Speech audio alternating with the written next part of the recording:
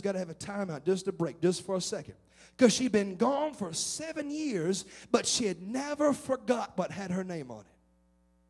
Even though she was living a different way than what she knew she could have been living, and she was obeying God, all the while she still knew that the same God that gave it to her would bring it back to her. And the first chance she got, she went to appeal before the king because she knew what belonged to her. Now, if this don't bless anybody, I'm going to quit and go home now.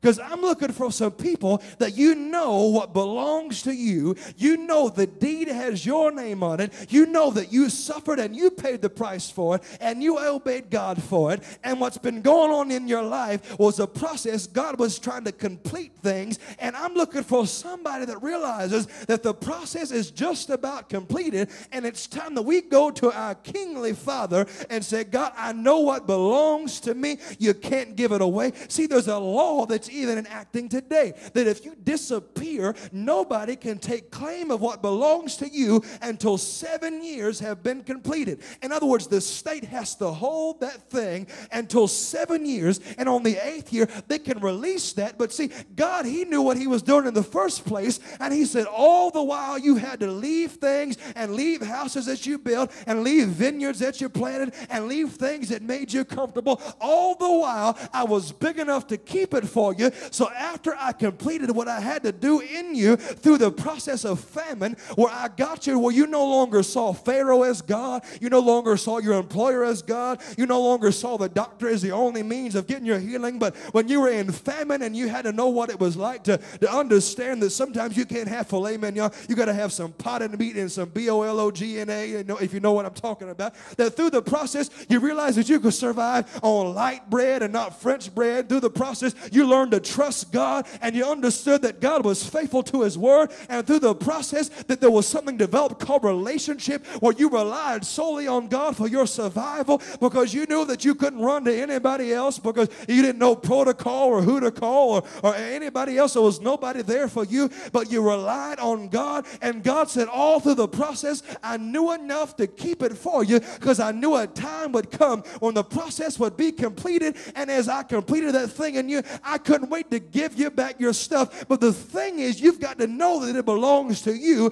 and you can't allow famine to talk you out of your position. You can't allow famine to cancel peace in your mind. You can't allow famine to convince you that you have to live pressed down and crushed and perplexed all your life. But you've got to know enough that when your season comes, I wish somebody would help me. You've got to understand enough that when your season comes, you've got to go get your stuff.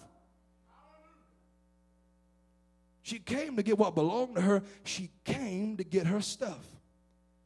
Man, I love somebody that knows their place. I really do. I love somebody that not only knows their position and knows their place, but has peace enough to walk in it, even if it means go before people that are more powerful than you, that have more experience than you, that have done more than you. I love somebody that knows their place. Most of my life, people have tried to talk me out of preaching because they said, you're way too young. But I knew my place.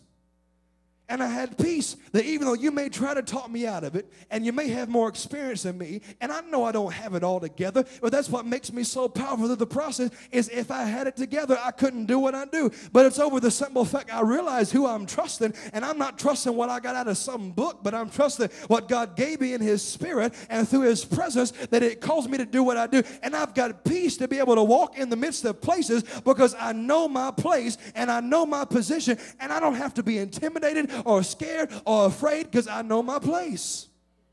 And I wish somebody would stand up in your heart right now that knows your place, that's tired of living at a low level of life, because it's, and we preachers have done you an injustice by saying to everything there is a season. This is the thing, I have trouble with that. If you've waited 365 days and it still hadn't happened, you probably missed it somewhere through the course. Because in the natural, there's 4 different seasons that comes in a year. That means you had 4 different opportunities. Did you ever wake up and smell the coffee, or were you waiting for somebody to do it for you? As a side note, let's just take that journey some other time. Here she was. She's coming before the king. She's going to appeal. She knows her place. She's coming to get her stuff. And look what happens in the midst of it. Verse 4. says it to us like this. The king talked with Gehazi, the servant of the man of God, saying, tell me all the great things Elisha has done. The king's having this conversation and doesn't even know the woman's coming. In verse 5, it says it like this. And as Gehazi was telling the king how Elisha had restored the dead to life, behold, the woman whose son he had restored to life appealed to the king for her house and land. And Gehazi said, my lord, O king, this is the woman. He said, this is the story I was telling you. This is the woman, and this is her son whom Elisha brought back to life. Which tells me, if you know your place and you have peace and you say, I'm going to step up and I'm going to go get my stuff, that while you're on the way to get it, God's already got somebody talking about how to get it back to you, inquiring of the Lord. I wish I had somebody that really needed set free, that really needed to get some stuff back, because evidently you all have never lost anything or ever had to give anything up. Because if you did, you would understand how powerful it is that before you ever got there, the king was talking about you before you ever got in his. Think about it, that God is sitting in heaven with twiddling his thumbs saying, I would just wish today would be the day that they would just come before my throne room with praise and worship and be bold about it, because they understand that what I did for them, that it's not by their works that they can boast, but it's by my grace and mercy. And that even in the midst of sin, where sin abounded, my grace was so much more bigger and abounded that they don't have to be schizophrenic and feel like that I don't love them. But I wish they would finally wake up and realize their position and realize who they are and whose they are and what I've called them to do, and just come in my throne room and start asking me to give what belongs to them, asking me to give them that promotion, asking me to give them that mate, asking me to give them that person that could be a friend that sticks closer than any brother. And I just wish that God, he's sitting up in heaven saying, I just wish they'd ask something of me today, because I've been talking about it and I've been thinking about it. I've been planning for it. All the while she was on the way, God was making preparations for it.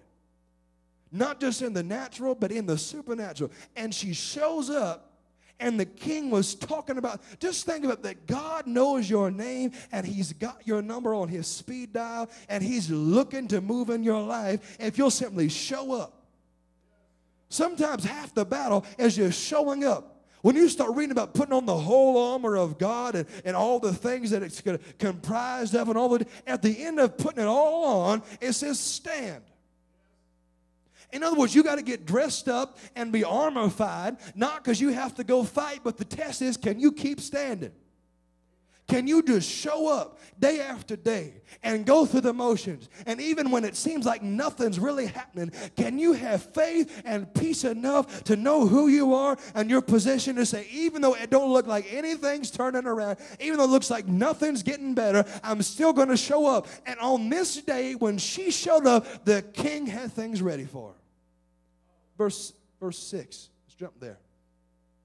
When the king asked the woman, she told him, so the king appointed to her a certain officer, saying, restore all that was hers and all the fruits of the field since the day that she left the land even until now. God is not interested in giving it back to you how you left it. God is interested in restoring you so that you can restore somebody else. But how can you restore somebody else if you've barely got enough for yourself? Which tells me this whole recession thing can't last. Because all God's trying to do is get somebody to turn their heart back to the Father, that through the process, as relationship is birthed and not religion, where that we have to be convinced to do follow a program and go through the motions. But when we get to the place that we stop talking about God and we start talking to God, God said, I can't wait for you to recognize who you are, that when you come to me, I'm going to send you an officer that will be in charge of making sure everything you left, you got back, plus everything that you left, whatever was multiplied, whatever prospered out of that, I'm going to make sure you get double for your trouble. In other words, she lived for 7 years in another place, and she showed up, and she got 7 more years worth of blessing, all because she was able to claim what was rightfully hers. Think about it tonight, church. If we could just claim what's rightfully ours, God can not only restore it, but he can also bless us through the process. Why does God want to bless us? It's not so we can say, look what we have.